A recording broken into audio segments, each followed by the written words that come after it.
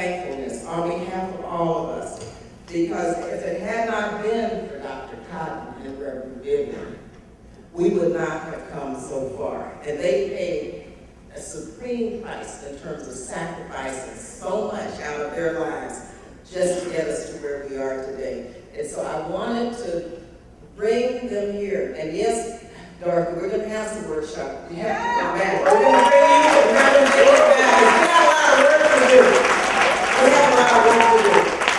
This is Northern California, and so often we get disconnected from our past. And there's a Ghanaian term. It's a mythical bird, Sankofa. You know Sankofa, right? In order to move forward, you have to know your past, and you have to know where you came from. You have to learn from your past. And so we have to have more Sankofa experiences here in the Bay Area, because we are so far away from the South, and we are so far away from other kinds of movements that have taken place. And so you have really blessed us with your presence here this weekend. And I just want to thank you so much for that.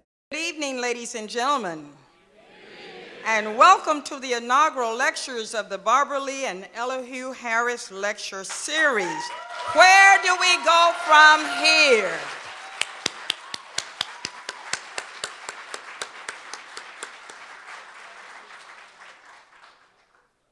And to our honored guests, welcome Dr. Dorothy Cotton and the Reverend Dr. CT Vivian.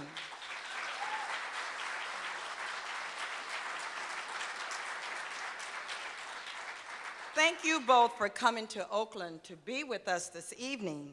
Indeed, it is an honor as well as an opportunity to be in the presence of history makers and apply the lessons from the past to our current struggles of today. Thank you for your contributions to the American people and to the cause of justice. We are pleased and proud of Merritt College and the Martin Luther King Jr. Freedom Center for their excellent work in producing the Barbara Lee and Elihu Harris Lecture Series.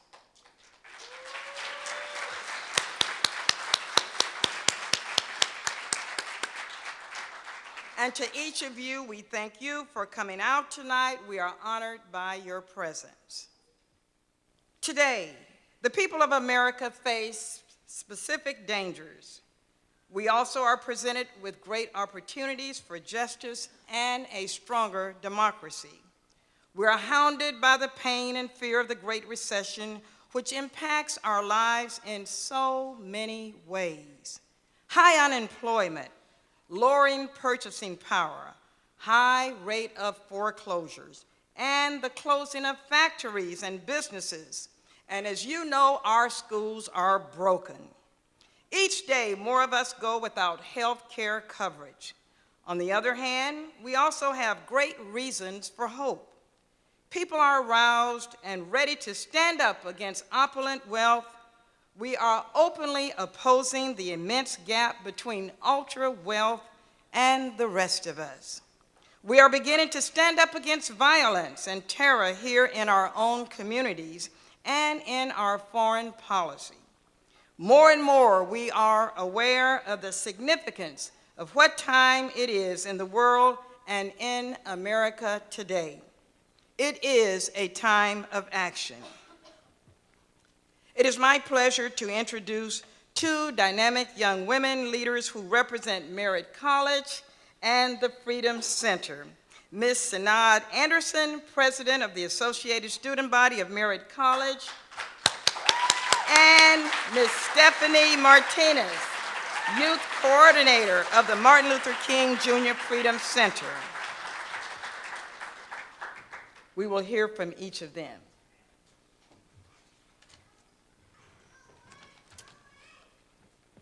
Good evening, everybody. On behalf of the Martin Luther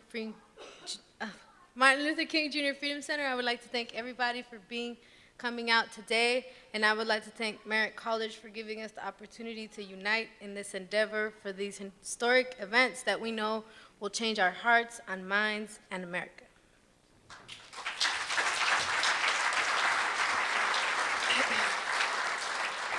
Good evening, everyone. Good evening. On behalf of Merritt College, we would like to give thanks. We'd like to give thanks to all of the participants who are here today who are being agents of social change. This is a historic event, and we would like to extend our thanks to you. To Dr. Cotton and Dr. Vivian, we express our gratitude for your visit. To Dr. Taylor, thank you for being tonight's moderator.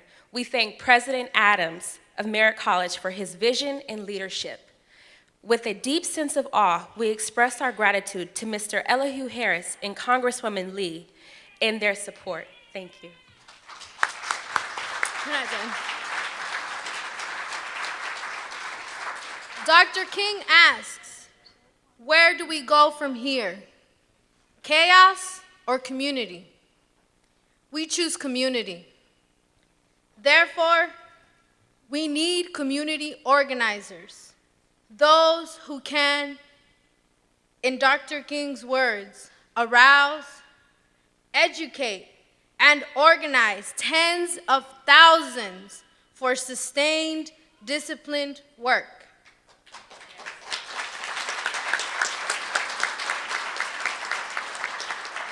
History is not just something of the past.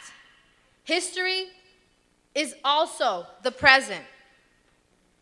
We are making history. History is tomorrow. The question isn't whether or not it's history. The question is, in the struggle for justice, which side are you on? In the struggle for peace, which side are you on? And in the struggle for a stronger democracy, which side are you on? Thank you very much.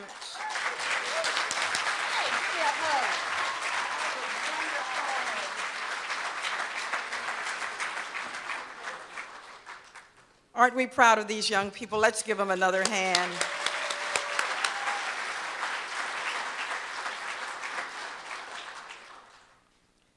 We have reached the pinnacle of our program to hear from two dynamic history makers. It is my honor to introduce the Reverend Dr. CT Vivian. Reverend Dr. CT Vivian, a close friend of Dr. King and executive committee member of the Southern Christian Leadership Conference, began his commitment to civil rights in Peoria, Illinois, in sit-in demonstrations, successfully integrating Barton's Cafeteria in 1947. Later, he helped to organize the Nashville Lunch Counter sit-ins that initiated student involvement in the movement. He became a leader in the Congress of Racial Equality and wrote the first Freedom Riders bus into Jackson, Mississippi. Right there, that deserves a hand praise.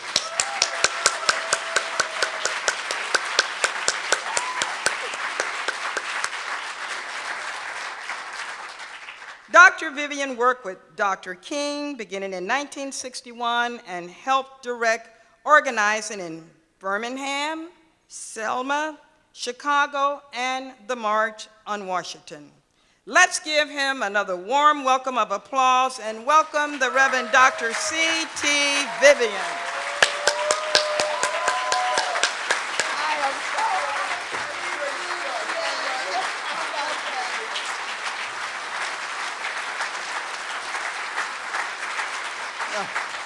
Thank you. Thank you.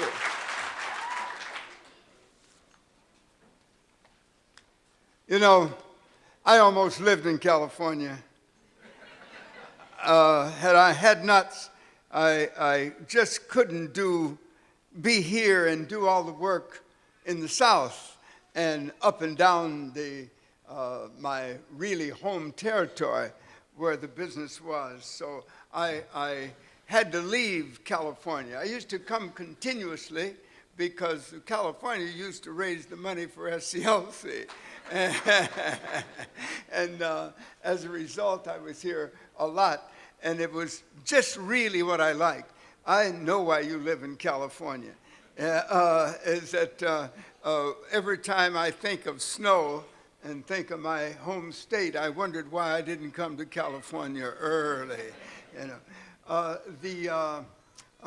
This place has been the kind of place that I've always thought of. I think of people who made the movement that are now living here. Martin's lawyer sitting here on the end, Martin's historian sitting here in the middle, the only man that could write an autobiography of somebody else. It just seemed like an impossible task. But if you had read as much material of Martin's as his, you could write one too.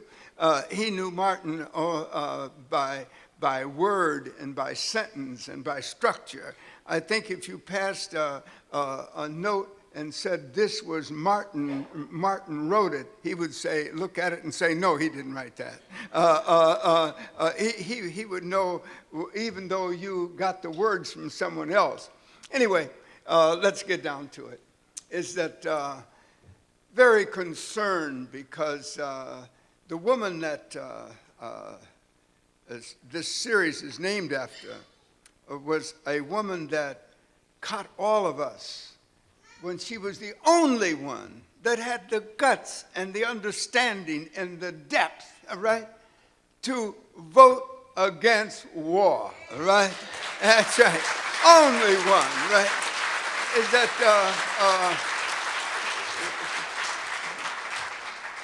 I can't get that off my mind.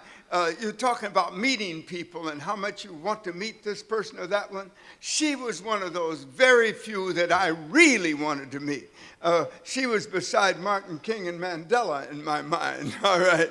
It's because she was saying, this is what is possible. Well, you know, as much as we see and understand what condition we're in, nobody has been talking about the like condition that was the Great Depression. That we talk about this is a recession. Well, this is truly a depression. We're on the edge of the greatest depression since the 1930s. It will be well for us to review it and think in terms of it as we think in terms of what we face now and what we're going to do about it. And one of the things about seeing so many young people here was the fact that I lived through it all, and it was young people that made the difference. I want young people here to understand that it was also young people that made the difference in the civil rights movement. That there were moments that had it not been for youth, we don't know whether we would have made it or not. Now, we don't say that too often, but nevertheless, it's the truth. And I want you to know it, because if you don't know it, you won't play the role that's necessary for you to play right now. And that role is the role of action, but if you don't understand the past, you won't project the future. And that's what becomes most important. The Great Depression started the greatest change for the masses of people of any action in American history. Is that we saw that change come, and the Depression itself changed everybody here. It changed us from a agrarian world of seemingly security into the insecurity of an urban world. It changed us, and we saw the Great Depression come when people had a definite income to where they had no income. We saw a world that was not ready for what was coming, had not made any provisions for it. Is that if they think that Obama did something wrong by finding enough money in China to keep us going here, then they don't understand what it means to have the banks close overnight on you and your money's in and there is no way for you to get it out. Nor do they understand what it means if you are, like I was, going back to Missouri with my parents and hear my mother, and she didn't see my mother really. She didn't talk much about it. But was my stepfather would go in and try to find some money, and he'd always come out without it. My mother would be leaning on the door, but facing away from the building. And when he would come out, they would talk softly to each other. Why talk softly? There was nobody there but me, and I didn't understand what they're talking about. I did not understand the depth of what was going on inside of them. Is that what had happened is that everything that they had earned since the Emancipation Proclamation was being destroyed by 1930. Is that everything that everybody in this country had was in the hands now of those that were richer. One county in Texas was sold in one day. A whole county. The wreckage of lives, the wreckage not only of wealth but of lives, is the thing that made the great difference. Every family was afflicted by it. Yet the still rich didn't want to admit that they were the ones that did it. Those that had the wealth did not want to admit that they owed anybody anything. They were the ones that still wanted to put Hoover in power in the most important election that was going to happen for many, many years to come. In fact, I think it is the most important election to happen until this election that we're facing right now.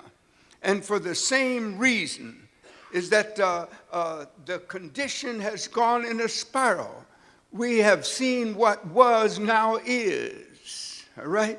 And the only difference is that there have been some changes for the good of those that had $250,000 or more.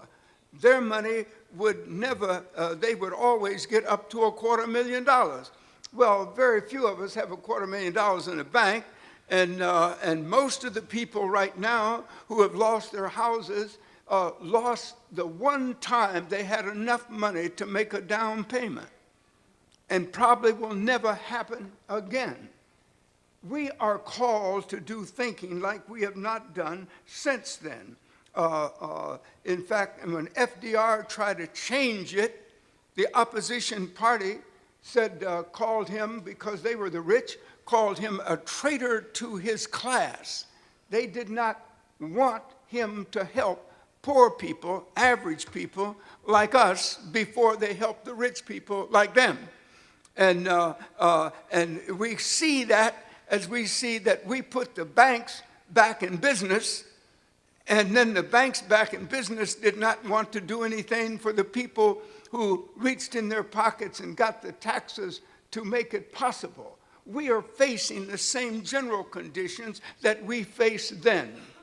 Is that when we begin to look at it, it becomes clear that FDR did keep us working, but that it was not the programs that got us out of the Depression.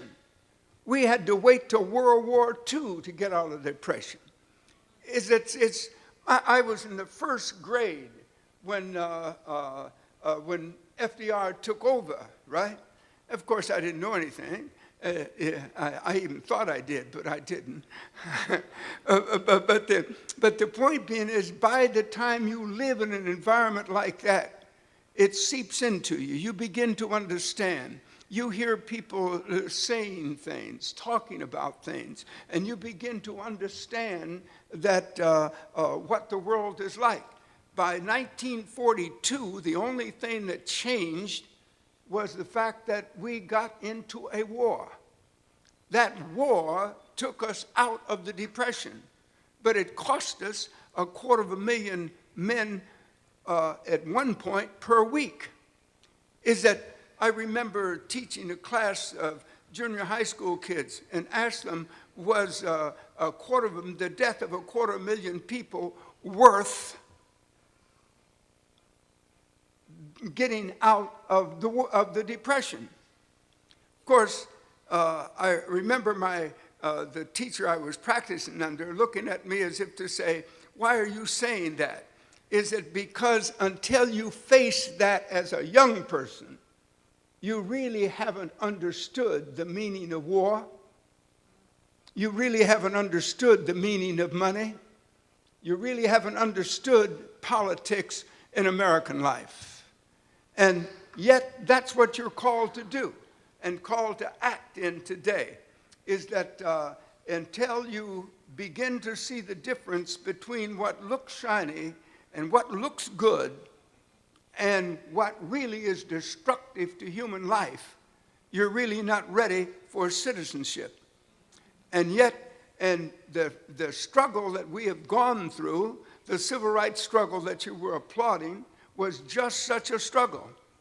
Is human life worth more, or is it simply a throwaway in some exchange game for wealth? Is there another way that we do that? Is that even generals had to find out, as one general said, I found that I was a pimp for Wall Street. All right? It is very good to see right now that young people are beginning to understand in a way that we understood on another issue and beginning to deal with it. This right now is your issue. This is the beginning of your movement, all right?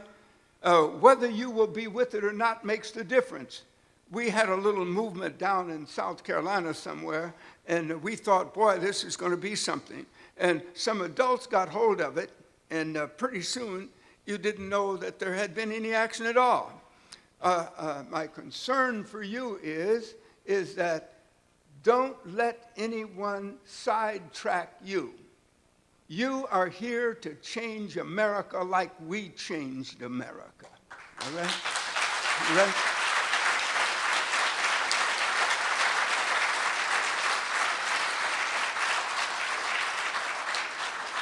And the future of America depends upon this election. All right?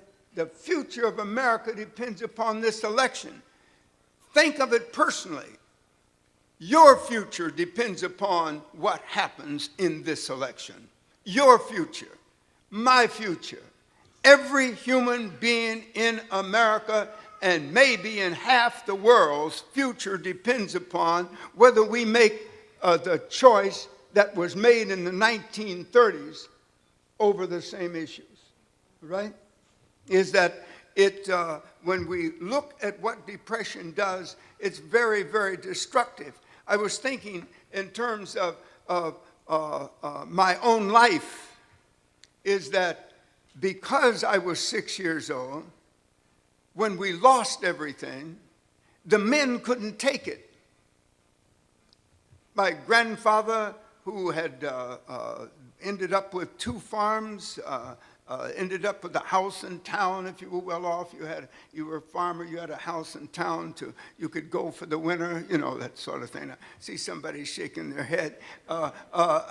And it was the way to go, but we lost it all overnight. He couldn't take it. He started drinking more than he knew better, he knew better, right? My grandmother divorced him. My father couldn't take it, and he walked away. And he couldn't take it. He couldn't take care of a family. And yet, he was a man. He was supposed to. He understood that. There was nothing pimpish about him, right?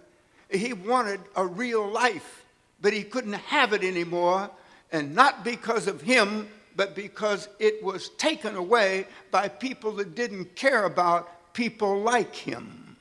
And it wasn't even a matter of race, because they didn't care who they robbed, whether it was poor white or poor black.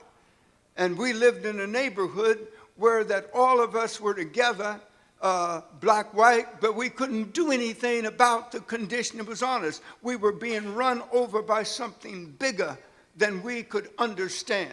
For the first time, the New York Public Library's division in economics was overrun with people.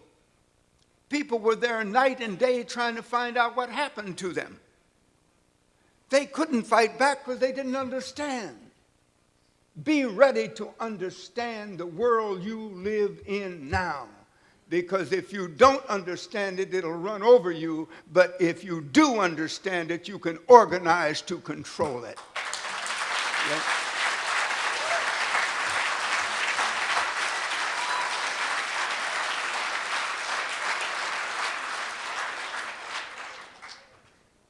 When I say your future depends upon it, I mean all of your future. Let me give you what happened. Because you have to see is that when Roosevelt defeated Hoover, right, who was promising 2 chickens in every pot and 2 cars in every garage if you voted for him, and I think the normal stuff we were seeing grass growing in the tracks in Chicago. Nothing was moving, and yet he was making promises that were impossible to keep. Is that could you it will happen to you today. Now what we really have is something about a tea party, right? All right, who are making insane gestures and insane understandings of the condition in which we live. The only people that can do it is the people that will vote, will hear it, or the people that are voting against their own interest. All right? But when you look at our condition in Georgia, we had 300,000 black people who did not vote in the last election, ready to vote but didn't, and they had the first black president to vote for. 98% of those black who did vote voted for Obama. Yet we had 300,000 people, rather backward, standing around, not being a part of a victory. So the state was taken over by somebody by people who opposed Obama, where the masses of black people were voting, and yet we lost it in the state. We won it in the nation. But with 300,000 new votes, we could have taken the entire state. In fact, some of us now think that it's time for us to take a party. Not just a state, not just to win an election, but that it is our turn to move far beyond it if we're capable. It comes down to the vote, right? And the problem with the vote is that we haven't had enough people out to do that. I'm talking to young people here because it was young people in the last generation that made the difference. And it could be very well that you as young people in this generation make the difference.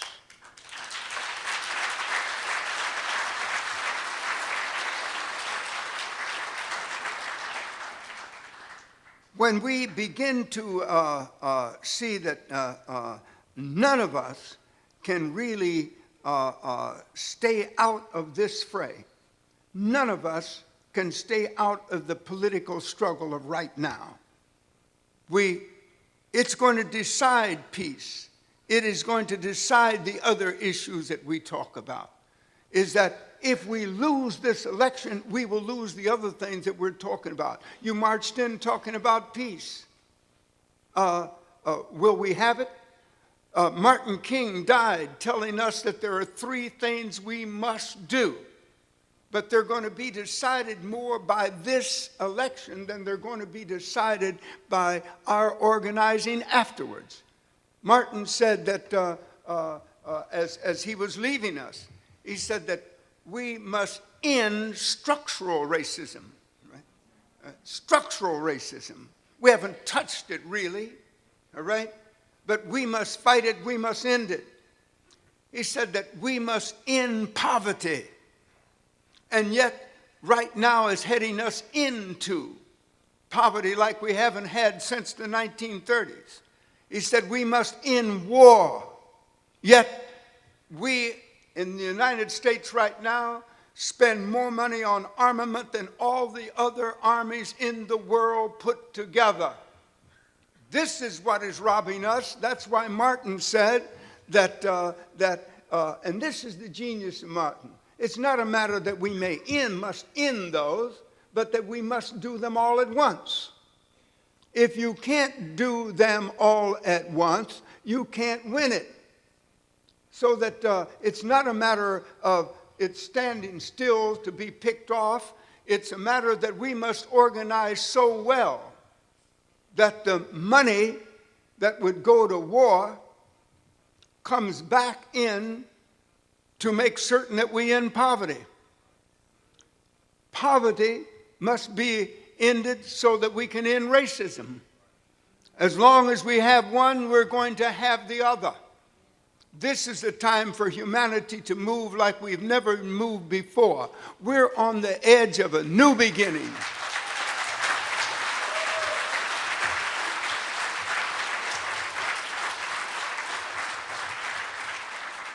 What Martin really did was to give us a new way to celebrate our own humanity. What he gave us was a method and a means, and he was in fact the man. For us, he became the symbol of what mankind should be and must be. My grandfather, my father, thought it was simply in making a job. They didn't know that they could make a new society out of which new jobs could come, right? Their sense of manhood was then.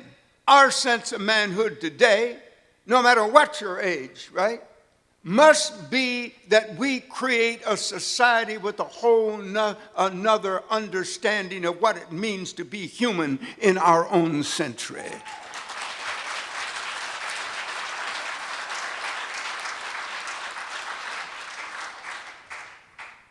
If we see it clearly, we begin to understand that if we lose this election, we cannot have our manhood.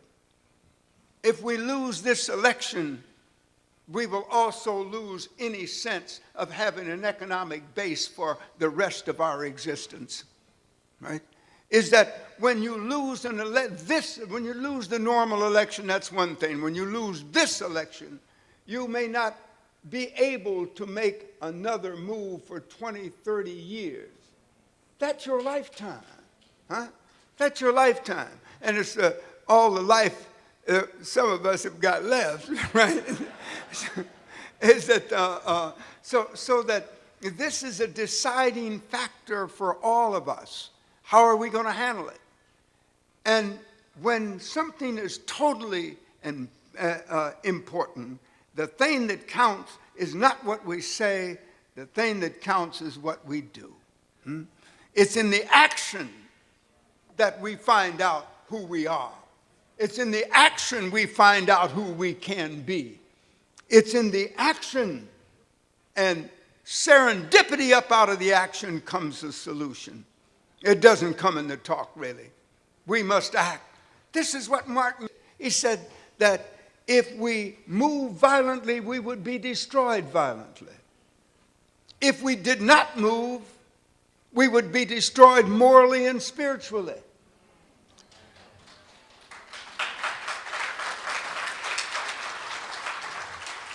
Since we now know, since we have lived through, since we're a part of making and walking up to the doorway for a new sense of what it means to be human, it is not our time to think that somebody else should be in charge.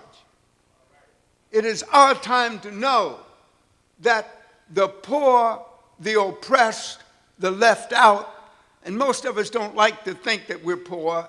Yeah, we're poor. We just got good suits on, right? All right.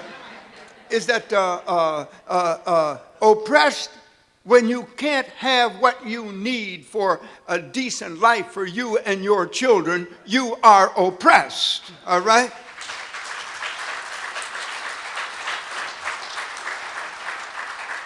When we see life as it really is and the difference between having and not having, if together we can have it. I remember when labor was not united. And when labor was not united, a worker left home, was dark, came back, was dark, had to wake up his children to be able to speak to them, talk to them. But they had a movement. You know, it's interesting that the thing that's not taught in our schools are the most important things that happen in American history. Is the great movements are not taught. There's no course on people's movements. Why? Because those who write the textbooks don't want you to know how to create a people's movement, right? Is that it is interesting that the British ran over the world colonializing people, right? Until 3/4 of the world was under their control. And they talked about the sun never set on British soil. What they meant, the sun never set on British soldiers on other people's soil, right? All right? It says, and we understand how the world has been robbed, but that it did them no good because they're no longer an empire. They're a little island left out in the middle, in the edge of the ocean, and they haven't the power that they once had. Is that the new world is coming. It's up to us to make certain it really develops and is fulfilled. All right? When we look at who we are and what we can be and what the nation really needs, it doesn't need the old, it needs the new. All right? It doesn't need the old. The old is failed. The old is failed. It's just that simple. And when we see that this nation has problems with its economy, with as many economists as we have, right? But when we see that the hoarding up of the wealth has not helped the nation and doesn't help those that have it very much, because you can only wear one suit at a time, all right? Is that when we see the world in which we live, we're either going to be part of it, a real part of it, or it's going to fail anyway. It is up to us to make the decision. You see, and it's up to those who love to make it. That's the other thing. Well, I keep talking about Martin as though I was talking about his birthday. But you see, his birthday is every day in our life today. You can't talk about an important issue without talking about Martin. You can't talk about how to change this society without talking about Martin, right? You can't talk about loving people, really, really loving people. I'm not talking about nonsense. I mean taking care of their needs, all right? Until you, without talking about Martin King. This is why that there is a statue to Martin there, right? And when I looked at that statue the other day, I thought, he is the conscience of America. That these politicians needed him a long time ago, right? The conscience of America, right? Is that, thank you. You know, sometimes you're happy to see one of those messages come. Says 2 minutes, right? So let me do it in 2 minutes, okay? Is that, let me repeat something. You act today, or you'll be acted upon tomorrow.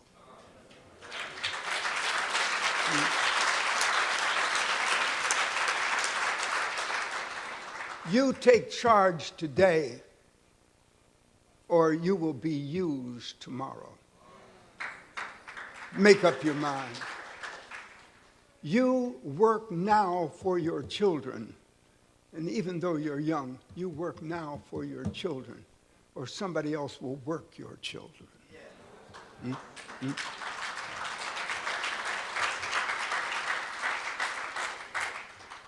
This is a moment to decide who we are. This is a moment to decide who we're going to be. This is a moment to declare that we are the new world, not the old, and that the old stuff don't count. And we refuse to be what we used to be, but will become what we know we can be.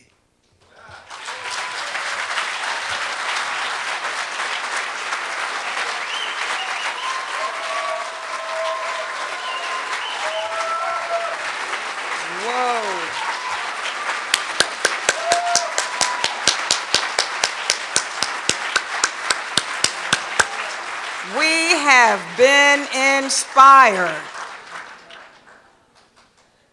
We're in the midst of history, and he gave us a challenge. It's not in the talk, it's in the action. Do you believe that?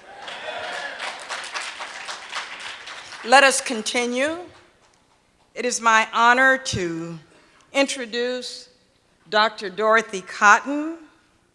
Dr. Dorothy Cotton served with Dr. King as an executive staff member of the Southern Christian Leadership Conference. She was the education director of SCLC for 12 years.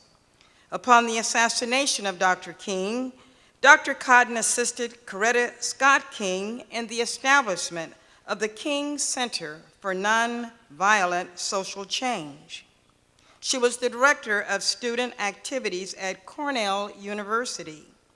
Dr. Cotton has been involved in organizing the National Citizenship School. Her upcoming book focuses on lessons from the historic citizenship education program and her work with Dr. Martin Luther King Jr. Let us welcome another history maker, Dr. Dorothy Cotton. Let us give her a warm welcome of applause. But he had two dogs. He had a dog and he had a dog. And our dogs would always play, so we wrote this song. Dog, dog, dog, dog, my dog. I love your dog, and your dog. I'm talking about my dog. Oh, Stop that, please stop that, stop that, stop that. Please stop that song. I'll tell you when. I was going to take you to the White House with me when I got a job up there, but you missed your cue. I very much want to do that. I want to,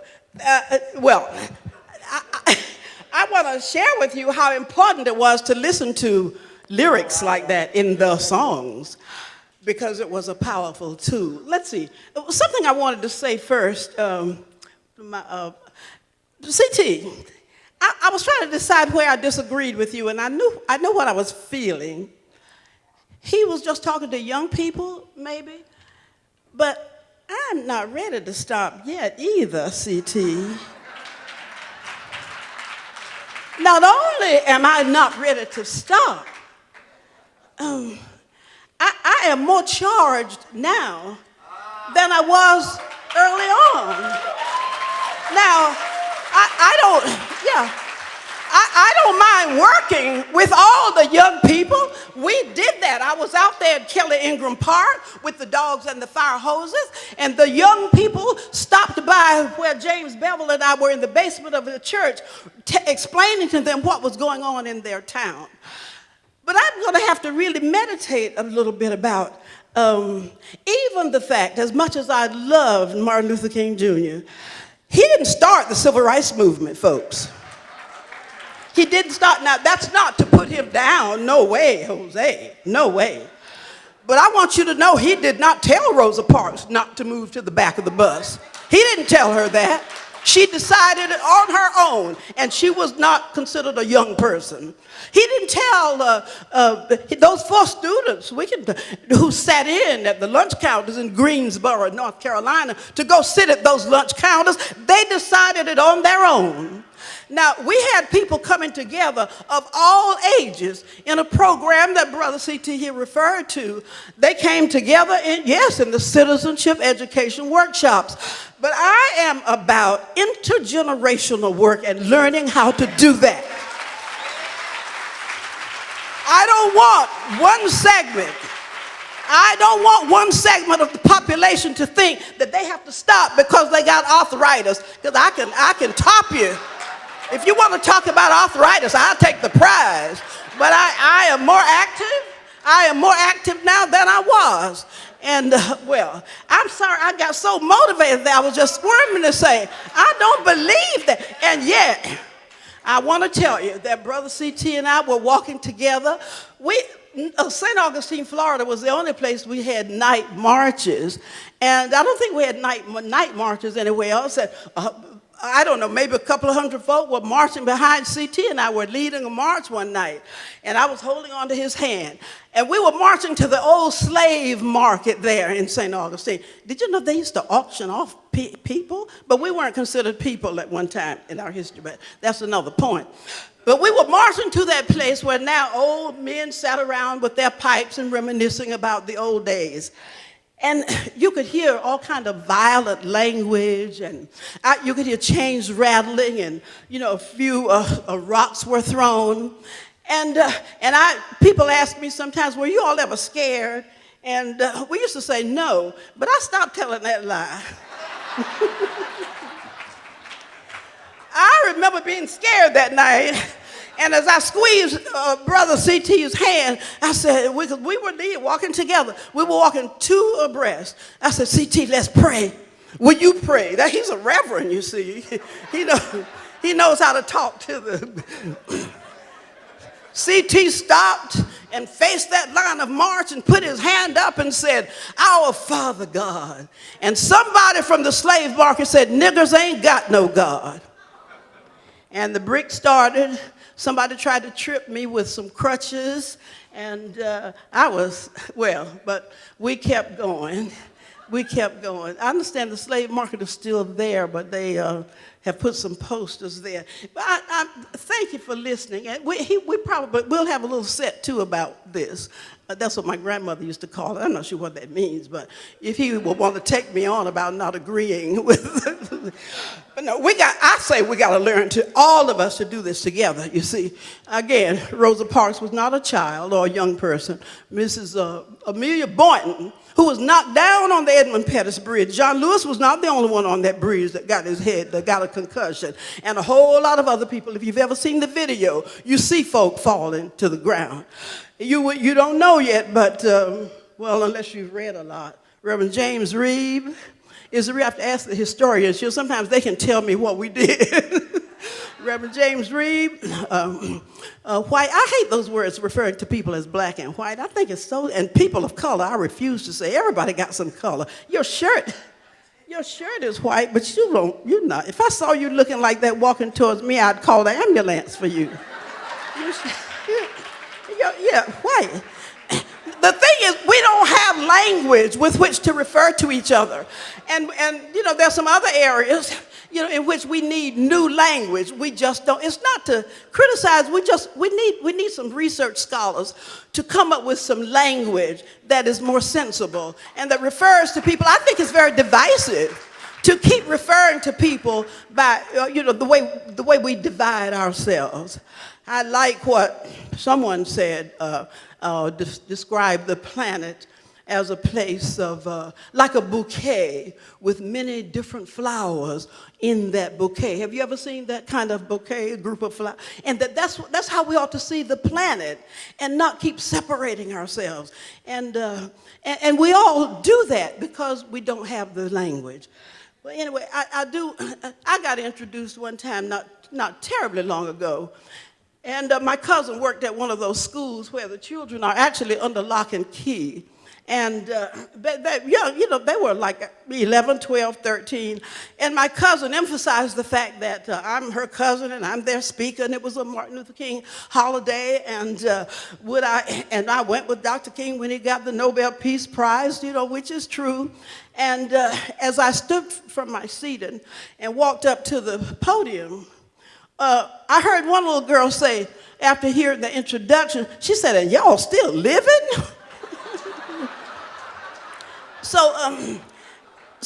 And I used to laugh at that, and I can see the humor in it, but I also decided that could be a real heavy, serious question. What does it mean to really live? And, there's a story if I had time, because I don't want to get one of those notes. Yeah. Yeah, there's something about timing. Anyway, I want to share a little bit of the history. You've heard some of it, but I want you to know I'm talking intergenerationally that we're gonna, and even if we have to have some workshops, so the older folks can shut up when they need to shut up and listen to the younger folk, and the younger folk need to shut up and listen to the older folk. We got to learn how, and we don't know how to listen. Yeah. We don't know how to listen to each other. I remember when I learned that I was not listening, when I discovered I was not really listening. I was just practicing what I was going to say after whoever was talking shut up. And that's not good for a movement. And I've got to talk about what a movement really is and the spirit with which we move forward. But I wrote a bunch of stuff here, and a little bit of it I pulled from the book I'm doing. I got weary of being introduced as, and now we present Dorothy Cotton, or whatever they call me, and who marched with Martin Luther King. And I can't wait to get to the podium to say, we didn't just march. We had a training program. And I refer to what was my main job, the citizenship education program. Because anybody can just jump up and march. But if we don't know some things, to which Brother CT referred to some of it, but we have to march and organize from a certain spirit. Anybody can get out and yell and be angry, and what does that do? If you don't have a goal in mind, you're right, we quote Martin all the time, but he was a smart dude, he was. And I want to talk about leadership. It's interesting how he led. Sometimes we could sit in a staff meeting, an executive staff meeting, and all of us, the executive staff, could argue about we should go to this place and we should answer the invitation to go to Birmingham, or we should, lift up the right to vote. And we were all energetic, and he's sitting there just, occasionally he might bow his head, but just kind of cool. And I remember one time, we call Hosea Williams a general. Hosea would come in, and Hosea was arguing for all the budget because he was in charge of the field staff, the people who spread out around all the southern and border states. And he got some guys who were, I don't know, somebody said, well, a bunch of winos. But Hosea made civil rights workers out of them. I'm serious about that, because they hadn't heard. Hosea knew how to talk to them. You see, now we could send Brother Andrew Young, who is, the son of a dentist and, college, university trained. Hosea was too, but he didn't let college, the university, do some things that it does to some people. But, we forget. For example, you said, what was that song you quoted as you went to your seat? Which side are you on? See, not only would we say which side are you on, we'd break in. Which side are you on, boy? Which side are you on? Sing it. Which side are you on, boy? Which side are you on? Okay, we could go on with some verses, but that was one of the greatest tools we had to sing together. Not to have somebody perform for us, but sometimes after going to one of these highfalutin schools, we think we can't do that anymore. We can't sing and express like that anymore. And if you do, as you're organizing, it's going to be a terrible mistake. I better read a little bit of what I put on this paper here before I get a note. But I want to share. Did I finish what I was saying about the song thing?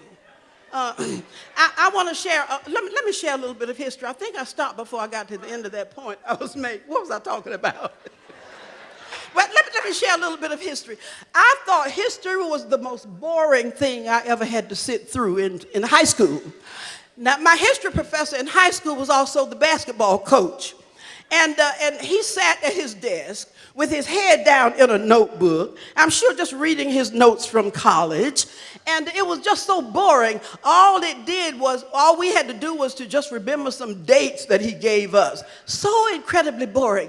But I have discovered that history is one of the most exciting things and subjects that one can be involved in. If I had 100 more years on the earth, I would spend most of it reading now, I know, and studying the history, not just reading it. It is incredibly exciting.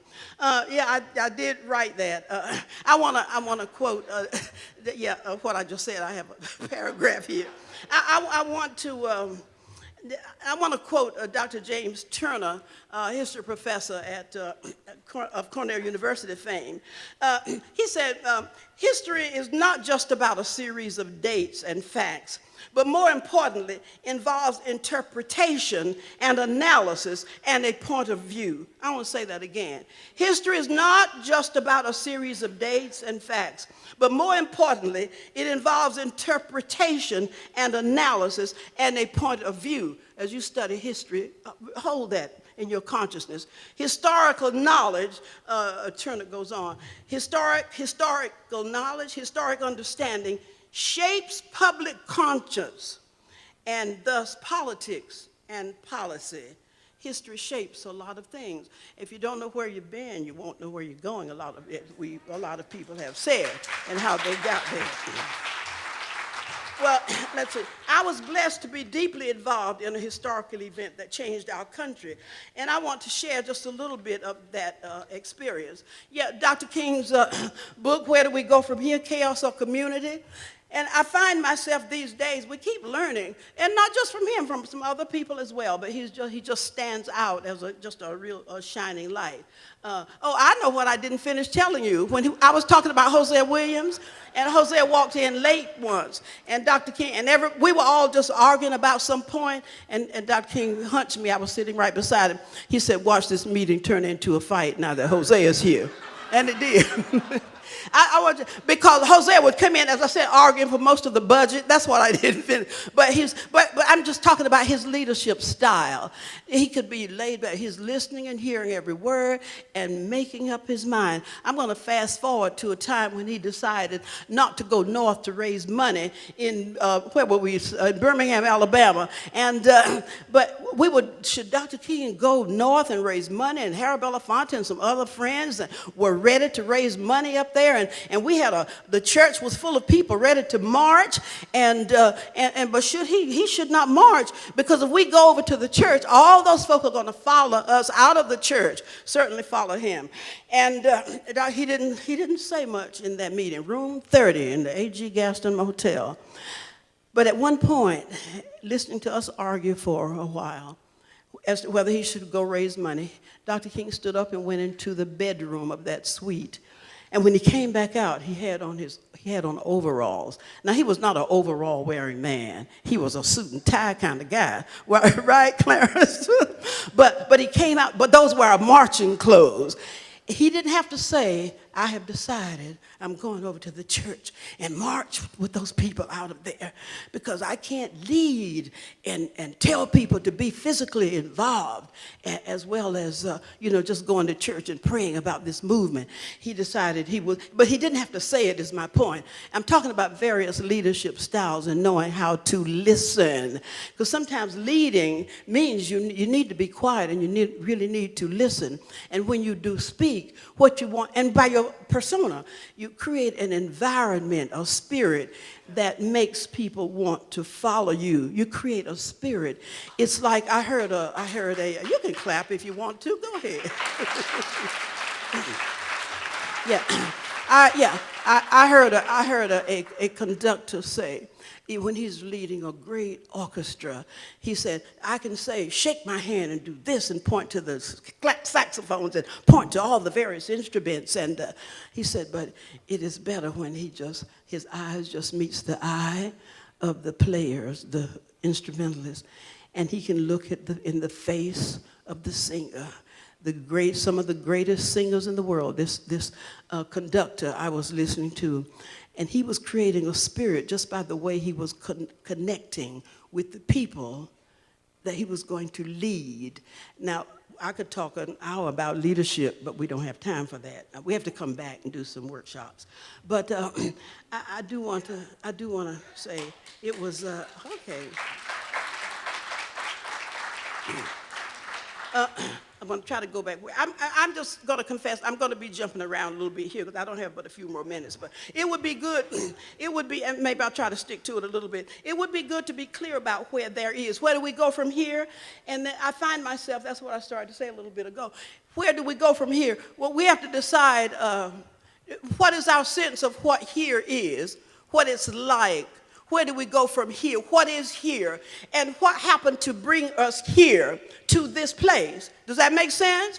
Where do we go from here? Because I want to know what you consider to be here.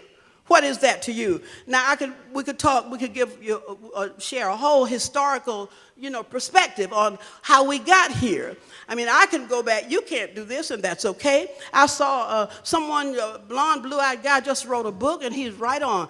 The photograph in the book shows a dark-skinned man tied with his feet tied up behind him and his hands tied behind him. And I burst into tears sitting there in my kitchen watching it because the man could have been my father. Now, this happened to have been in South Africa, but that man, tall, skinny, brown-skinned guy, looked like he could have been my father. Now, you wouldn't cry when you saw it, but I would cry because I'm close enough to the historical moment out of which that kind of violence, could be wrought upon people. I'm close enough to it. I remember that I'm going to fast forward here. My dad was in the Navy in the Second World War, and we were 4 little girls. He's raised them by himself. My mother died when I was 3 years old. We were 1, 2, 3, and 4 years old when she died. And my dad had worked in a tobacco factory, but and at that time you were not volunteers, you were, what's the word? You were to go into the military. You were recruited, right, to go into the military. Well, my dad was recruited. I said to Dad after I was grown, I said, Daddy, why didn't you tell them you had 4 children and no wife? He said, I did tell them, but they put him in the Navy. I'm going to fast forward now. My dad came with 3 of his white buddies. This was at a time when black folk and white folk didn't hang together anywhere. And he said they went to a restaurant in Atlanta. And his 3 white Navy buddies, all 4 of them in uniform, my dad could not go in the restaurant with his white buddies. I'm talking about where what we have come from, y'all. So put it in that perspective. Dad, and I can cry sometimes when I think about my daddy dying before he knew that one of my best friends, Andrew Young, was mayor of the city now. Daddy, you don't have to say or feel like you can't go to Atlanta anymore. You can go. I can take you to the executive toilet. But he didn't go back. He wouldn't go back. But he died before I could take him back to Atlanta. I could tell you some more. My sister's father-in-law, I took them to a restaurant. They must have paid us that week at FCLC. We weren't in it for the money, like CD said. But yeah, and Mr. Buck, she called her father-in-law. But here we are in this restaurant where previously only white folk could go. And Mr. Buck was shaking the chair and he couldn't sit down. And I realized he was nervous because black folk had never been in the same restaurant that white folk went into. And I remember saying, Mr. Buck, you can sit here now. And that's painful for me. I'm talking about where to go from here. Here or there has a different meaning to me than it does for you because you didn't live through some moments like that. So you don't feel what I feel when I think about the fact that they let those 3 white sailors in, but they wouldn't let my dad in. So yeah, we've come a long way. One little, okay, where do we go from here? Now, when I think about here, I could focus on all the changes, many of the changes, and I'm very conscious of the changes. At Cornell University, where I worked for 10 years, and walking through the mall, and you see white kids and brown-skinned kids and holding hands walking through the mall. You never would have done that when I was in high school or college. And I just think about yeah, when we ask these questions. That's why it's not a simple question for me, where do we go from here? Because if you don't have a concept of what we have come from, it will have different meaning for you. It would be good, okay, I said to know what here is. One little anecdote. The Washington Post did a survey amongst college students, and the question was, what was Dr. King about? Why do we celebrate his life and work? Now, a majority of the students said, we celebrate Dr. King because he worked to abolish slavery. Now, and I'm talking about something, this was just about a year ago, but they didn't know the difference. They knew nothing about from whence we had come. They didn't know anything about it. And I don't know, maybe it was taught, some in your schools. I bet you they know something of the life and work, of Abraham Lincoln, and that's good. And, I started thinking, who are the role models? Who are your role models? And I made a list. I'm going to jump around here. I think I'm getting really close to the end here. I know that we had some role models. We had some role models that were just really so important to us. And I find myself thinking today, of role models. I'm looking for that sheet where I listed a whole bunch of folks. I can start with, I listed those roles. And the reason I want to talk about the role models is because I worry about who your role models are, the younger people I am talking to now. I said, if your role models, somebody who sits in the room and says, now men ought to wear the seat of their pants down to their knees. And those become your leaders and your role models. I'm sorry, but that's what I think. You don't have to agree with me, but that's what I feel. Somebody made that decision, and even showing half of your anatomy. And but the fact that somebody made that decision. I don't have anything against Lady Gaga. Well, maybe I do, but I want to know, who are your role models, and why are they your role models? If you're going to go forward and create a better world, you got to look at what do they bring. What do they bring? I know I'm getting, what do they give? What do they give you? What do they do?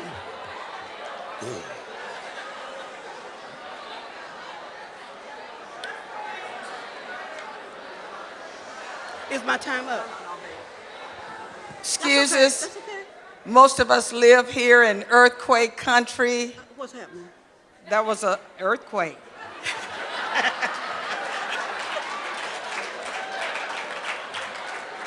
You all right? You want some water?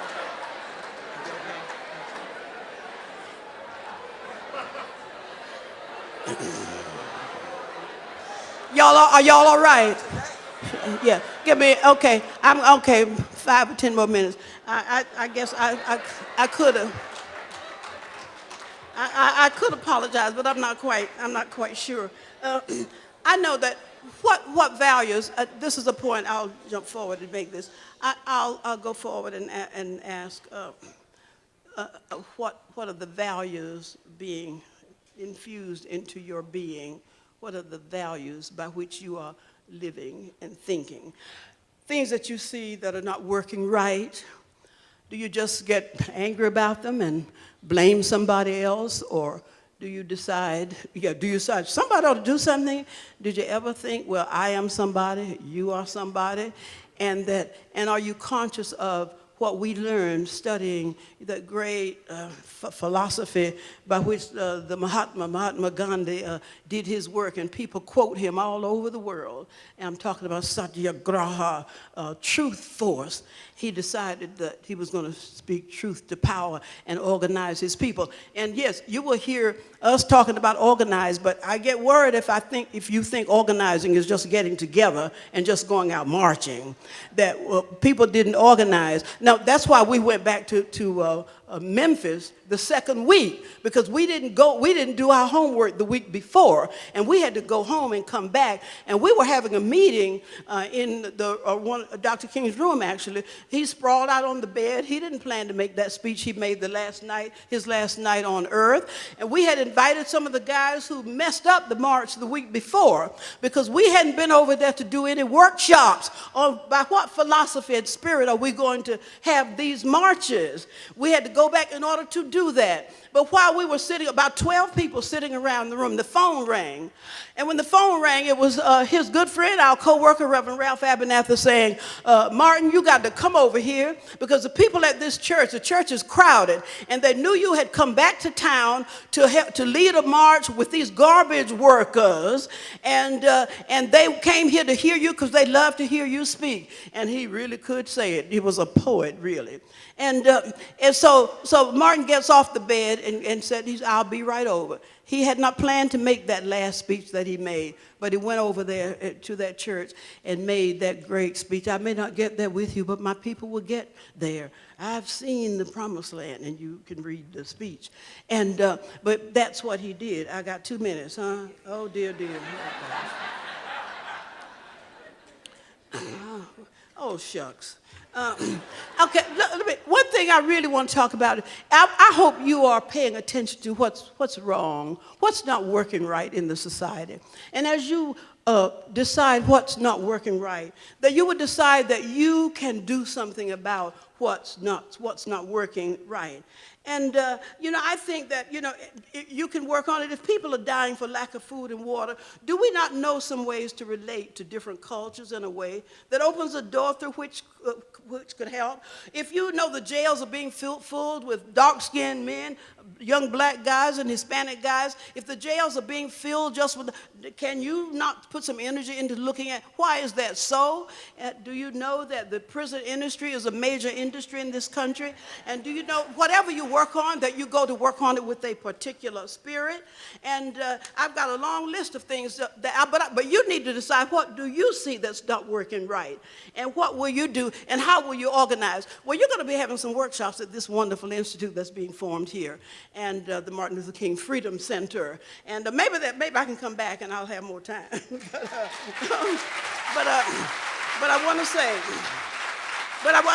I'll take 1 more minute. Okay, some lessons that we learned that we could make the road by walking it. We didn't have a blueprint all laid out telling us what to do. We learned that we had more power than we knew we had. The more we got involved, the more we acted, the more we came together, the stronger we felt. We realized a new definition of power. We learned that we could change things, no matter how deeply entrenched a pattern or structure. We could change things, and everything changes. You have to decide how you're going to help it change. We learned that whatever skills we lacked, we could learn those skills. You can learn whether it's running a meeting or whether it's studying nonviolence, and that's why we could follow Dr. King. Nonviolence was a theory that all of us could face. We learned that we have government by the people and for the people, but only if the people bring that alive and make it so. Otherwise, it's just some poetic, empty phrases.